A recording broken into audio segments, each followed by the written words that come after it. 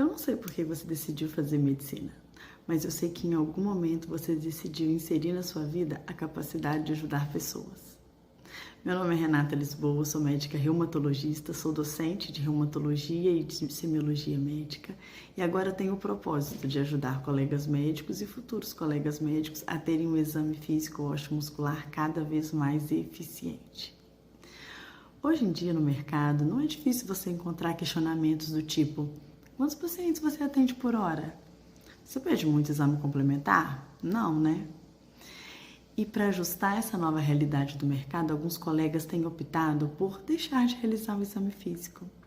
E eu venho hoje, através desse vídeo, tentar refrescar a memória de vocês, o que faz, dentre as muitas características, mas o que faz da nossa profissão ser cada vez mais peculiar, mais especial. É a realização do exame físico, do toque humano.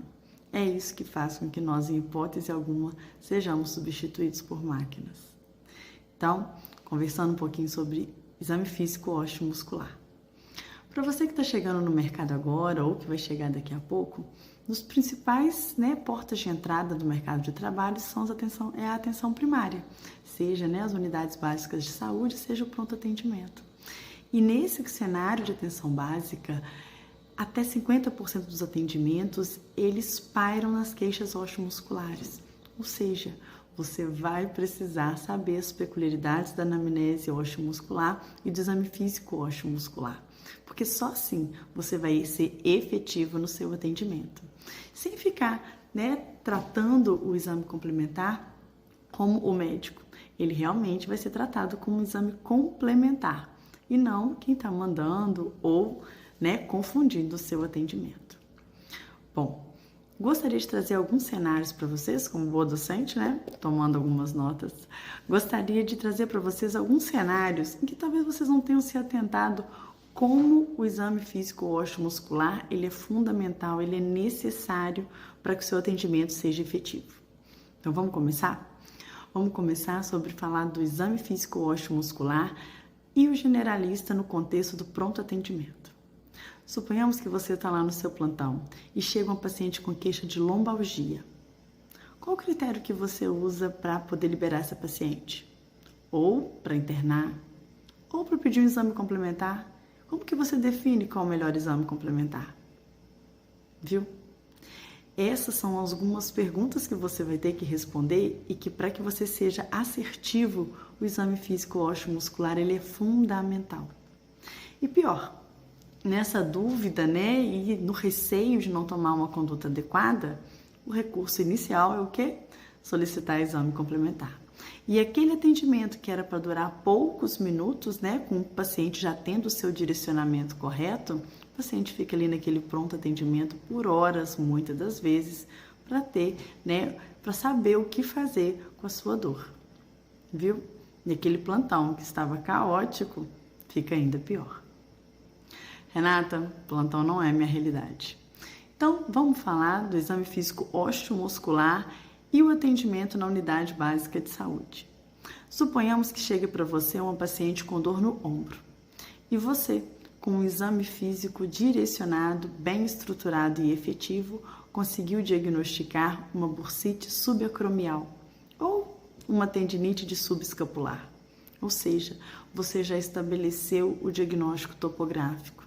Você já vai saber exatamente qual tratamento estabelecer para aquele paciente e ser muito mais efetivo e muitas vezes sem exame complementar. Ou seja, você vai conseguir fazer com que o seu paciente tenha resultados mais rápidos, ou seja, você está reduzindo dias de dor do seu paciente. E sem contar a redução de encaminhamentos, o que na nossa realidade é algo muito significativo. Renata, eu já sou especialista, sou geriatra. Então, vamos contextualizar. Vamos falar do exame físico osteomuscular e a geriatria. Você, geriatra, que é efetivamente uma das especialidades que consegue exercer a clínica de modo brilhante, olhando o paciente como um todo, quando você consegue olhar com maior destreza uma osteoartrite, uma lombalgia, uma mialgia. Isso vai dar muito mais convicção nas abordagens e uma segurança ao medicar, porque a população que vocês abordam precisa ter uma atenção ainda maior, é uma farmacovigilância ainda maior. Então, todo o plano, né, terapêutico a ser estabelecido, ele será muito mais efetivo com uma redução substancial de possíveis eventos adversos de medicações a serem utilizadas. E sem contar de um ponto muito importante. Vocês bem sabem que, né, alterações osteomusculares dos membros inferiores, eles trazem um fator de risco muito importante quanto ao risco de queda desses pacientes. E vocês, tendo o domínio dessa avaliação, serão mais efetivos, mais precoces e mais resolutivos, fazendo, né, com que tenha redução do risco de queda, redução do risco de fratura e reduzindo hospitalização, que é algo grave no contexto desses pacientes. Sempre é, mas nesse contexto ainda mais especial. Renata, minha atuação é na medicina do trabalho. Então vamos lá? Vamos falar da medicina do trabalho e exame físico osteomuscular. Na medicina do trabalho, um ponto, né, fundamental desse setor da medicina é a gente tentar estabelecer as relações causais. E quando você trabalha com o sistema osteomuscular e você tem uma destreza, né, efetivo no exame físico osteomuscular, isso te dá um maior substrato para entender quais são os processos lesivos daquela estrutura. E se você entende, através do exame osteomuscular, qual é o processo que gera a lesão daquela estrutura, a sua confiabilidade, a sua convicção de estabelecer se há ou não uma relação causal, ela é muito maior.